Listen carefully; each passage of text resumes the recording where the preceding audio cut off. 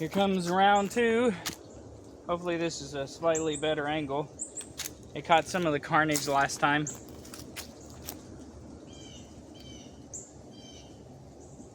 Definitely sounds like something big coming down the hill.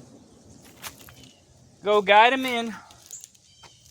So I learned a lot last time around, and I tried to apply it this time around, but unfortunately I did not learn everything I needed. So this time I ordered the mud, and they knew I was slump testing, which apparently is uncommon, and so they sent it super dry. I did a slump test, and it didn't slump. It was like a 1-inch slump.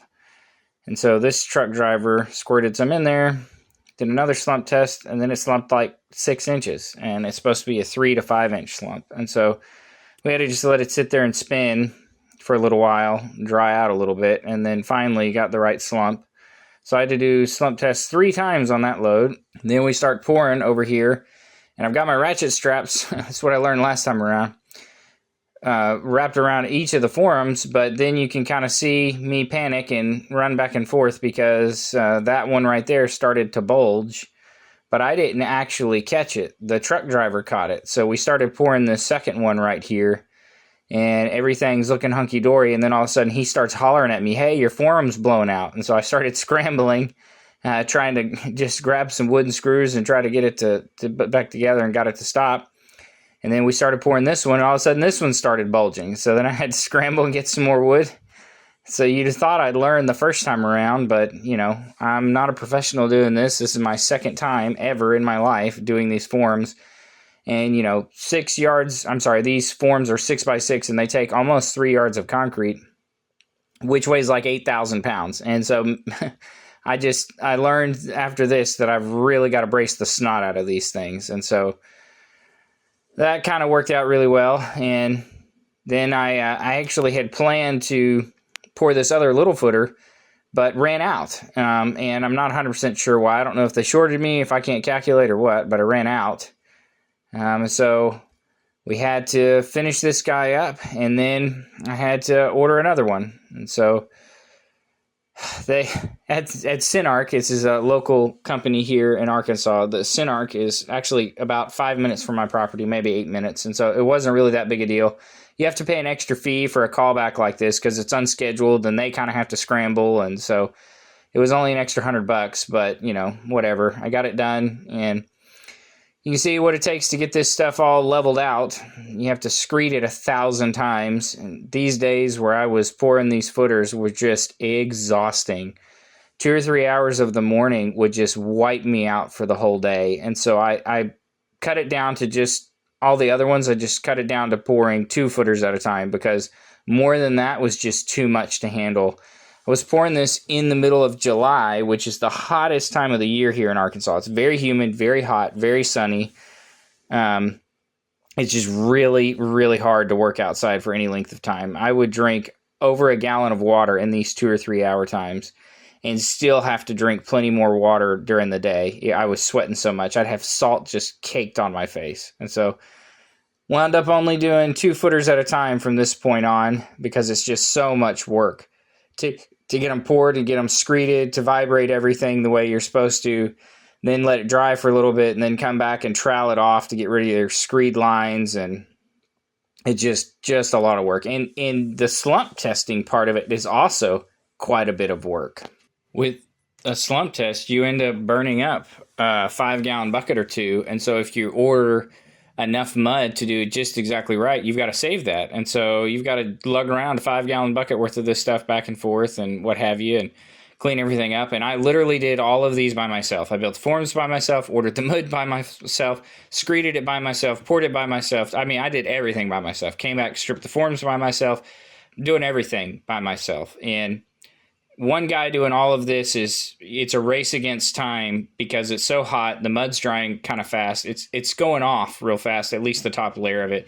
These things are so thick, the engineer estimated it would take 4 weeks for them to completely cure.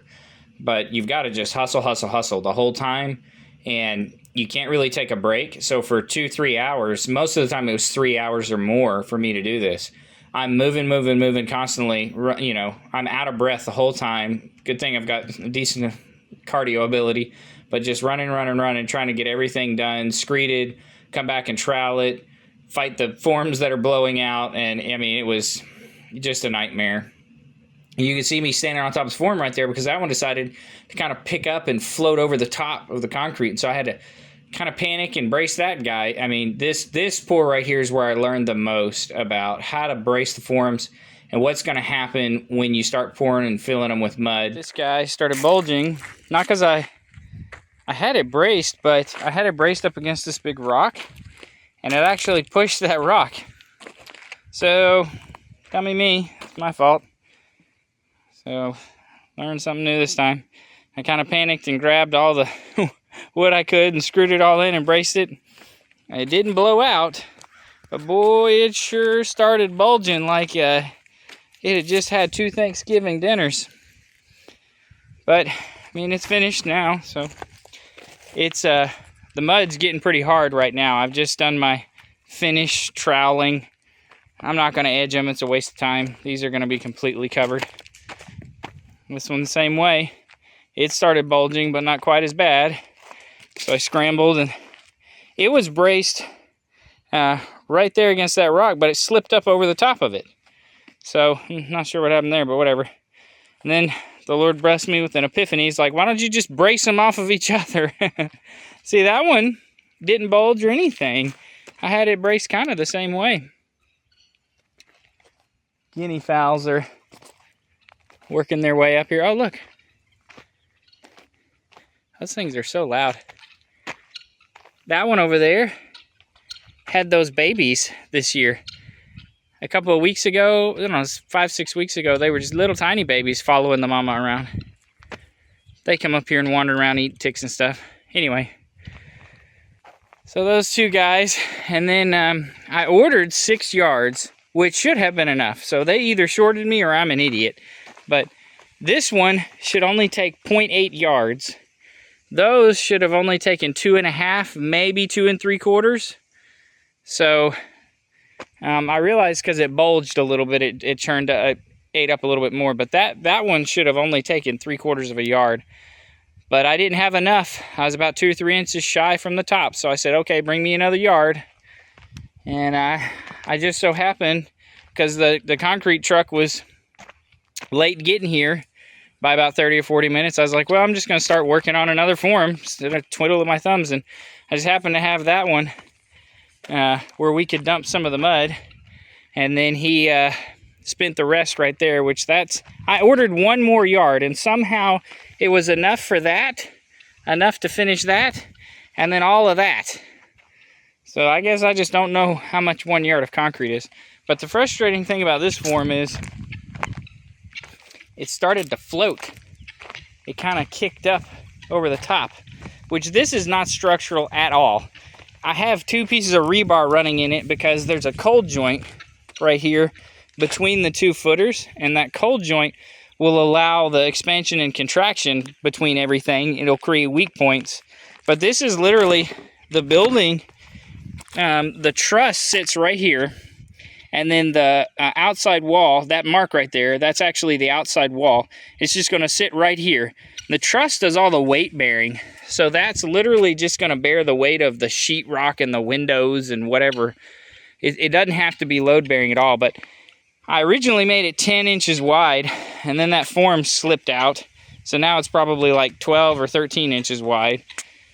And it's also 20 inches tall with rebar. So, it's pretty daggum structural. It's just going to look ugly because it's going to have a lean to it. But, it'll be under the porch, basically.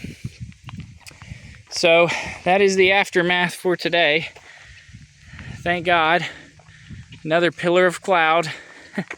Actually supposed to get around 8 o'clock tonight. There's like a 50% chance of rain, which means it'll probably do some kind of little shower or something. But that'll be 12 hours from when these were poured, so I can't imagine that the rain would hurt them, but I guess we'll see.